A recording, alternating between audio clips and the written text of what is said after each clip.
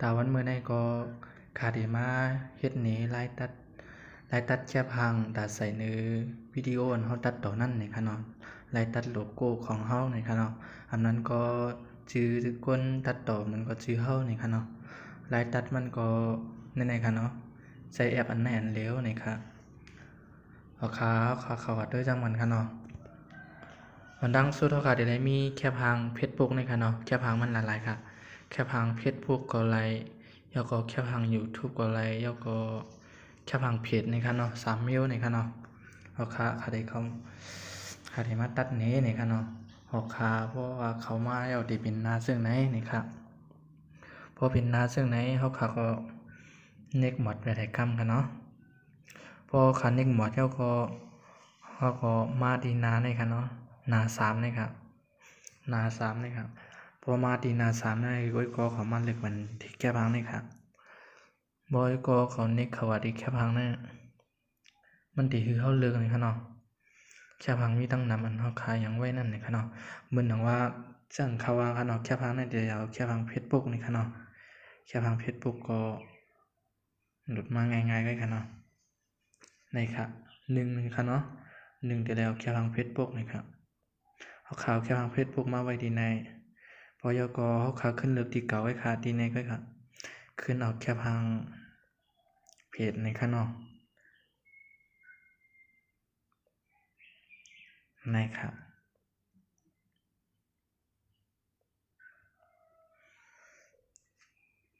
สังเกตว่ามันใหญ่กว่าพื้นที่นี่ก็เขาก็มาเอาหมอกฐานหน้านี่ค่ะเนาะนี่ครับพอยกขึ้นมาเอาแคปหัง YouTube นี่ครับก็มันแคปหัง YouTube นี่ครับ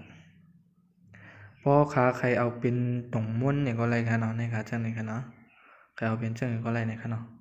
เหมือนว่าใครเอาเป็นตรงม้วนนี่ก็นี่ค่ะเนาะพอใครเอาเป็นสีเจงจังไหนก็ดีไลท์จังไหนค่ะเนาะนี่ครับ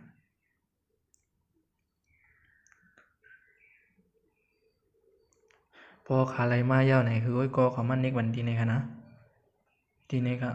เขามาทีนี้เขาขาได้คัดซ้อมันไว้อย่าไปคือมันนึงนี่ครับพอขาเน็กยามันกำมันดียุงยางไว้นี่ครับเนาะพอขามาคัดซ้อไว้นี่ก็ในค่ะก็ใครเน็กค่ะเนาะถ้าใครตีใส่จมนางนี่มันเป็นทางแล้วครับพอยอก็เขาขามาเตรียมชื่อ Facebook ค่ะเนาะเอาค่ะที่เตรียมลิงก์มันก็มาที่ไหนค่ะเนาะที่ A นี่ค่ะเพราะว่าเป็น A นี่เป็นที่เตรียมลิงก์ค่ะเนาะแล้วก็มาที่อัพป้องเลยค่ะนี่ค่ะเนาะเข้ามาที่นิกมาที่เตรียมลิงก์มันนั่นเลยค่ะเนาะเขาก็ที่เตรียมชื่อเพจค่ะเนาะ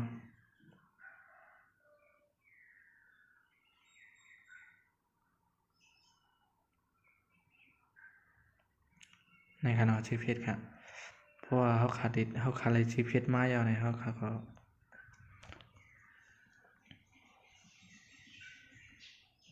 ในเป็นตัวเลข4ตัวเลขมันนี่ค่ะเนาะอันนี้เป็นขอบตัวเลขในค่ะเนาะในเขาขาดใส่ขอบตัวเลขมันที่ใส่คือเหมือนเพจปุ๊กในก็เขาขามาอยู่ที่เขาขาเกี่ยวกันค่ะเนาะเหมือนดังว่าอ่านเอา42เลยค่ะเนาะเอาเหมือนเพจปุ๊กเลยค่ะเนาะนะครับพอยก็เขาขาขึ้นอันก็ไม่ค่ะเนาะเขาขาที่เอาเป็นสีเพจค่ะเนาะเพจนี่ก็เขามาเตรียมดิกทีนี่ค่ะเนาะมันนี่ก็ขึ้นมันนี่ใส่ในค่ะเนาะนี่ใส่ที่ปากกาในค่ะเนาะขึ้นมันนี่ที่ปากกาในทั้งกำค่ะให้เตรียมดิกมันก็ให้เตรียมค่ะเนาะนี่ค่ะแล้วค่ะเนาะพอยเขาขามาไล่4ตัวลิกมันนี่ค่ะ4ตัวลิกมันในค่ะเดียวในค่ะเนาะเอาคือมันเหมือนเพจนั่นนี่ค่ะเนาะนี่ค่ะ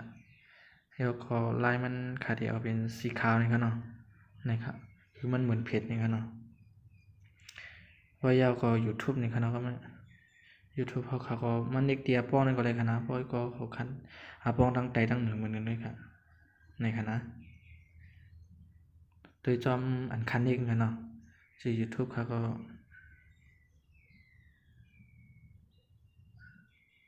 นี่ค่ะเนาะ เฮาค่ะก็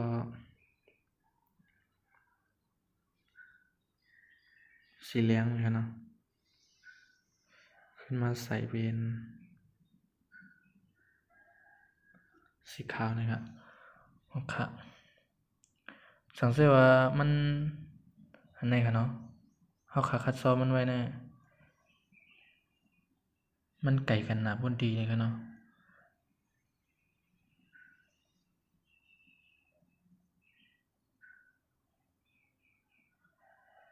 ในค่ะเนาะ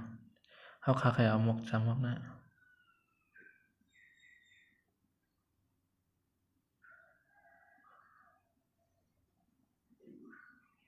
ตัวเล็กมันใหญ่บนดีก็เฮาค่ะเอามาให้ในเว็บค่ะเนาะ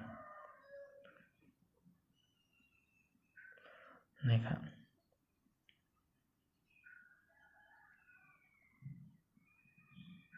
เฮาค่ะบ่ยาวก็เฮาค่ะมาใครอันไหนเด้มเฮ็ดจ้อมบ่ได้ค่ะเนาะอันใครเฮ็ดในเด้มเฮ็ดจ้อมบ่ได้ค่ะเนาะ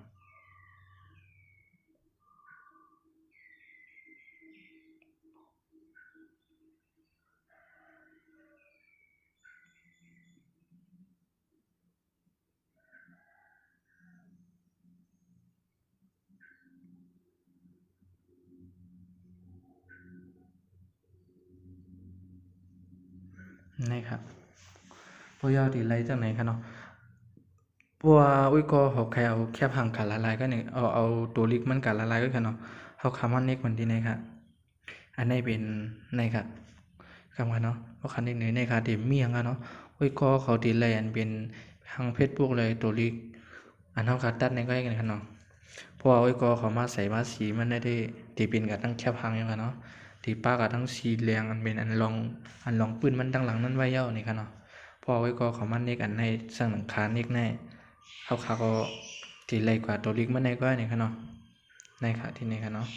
เพราะคาเน็กมันทึกก็เฮาก็มาเน็กมันที่นี่ค่ะในค่ะเนาะยาวค่ะเนาะไปกำค่ะเนาะมีโฆษณา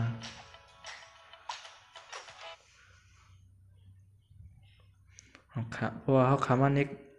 ในค่ะเนาะ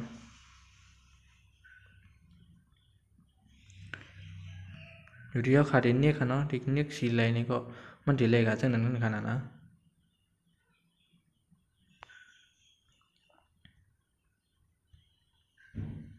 นี่ครับ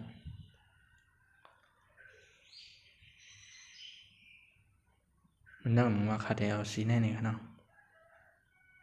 คืออุ้ยก็เขาก็อุ้ยก็เขาไปด้วยค่ะเนาะที่มามีที่ในค่ะเนาะในค่ะอันไหนค่ะอันไหนไหลเอียงมันในค่ะเนาะไหลตัวลิกอันไหนก็ค่ะเนาะอันไหนได้เพราะว่าในได้ไหลมาทั้งแคบหางเลยค่ะเนาะออกขาลายเฮ็ดมันก็มีไว้จังไหนก็ไหนค่ะเนาะลายเฮ็ดโลโก้นั้นก็ลายก็เฮ็ดโลโก้ของเฮานี่ค่ะเนาะลายนั้นก็คนตัดต่อที่ไหนนี่ค่ะเนาะตัดต่อมันที่ไหนพอข้างไปใส่ก็เขาใส่จังไหนก็คนไล่นี่ค่ะเนาะไม่สงค่ามีจังหนึ่งในก็ค่ะเนาะสังเกตว่าคลิปวิดีโออันเขาเฮ็ดลงในนี่ก็อย่าลืมกดแชร์กดไลค์มันสิกรรม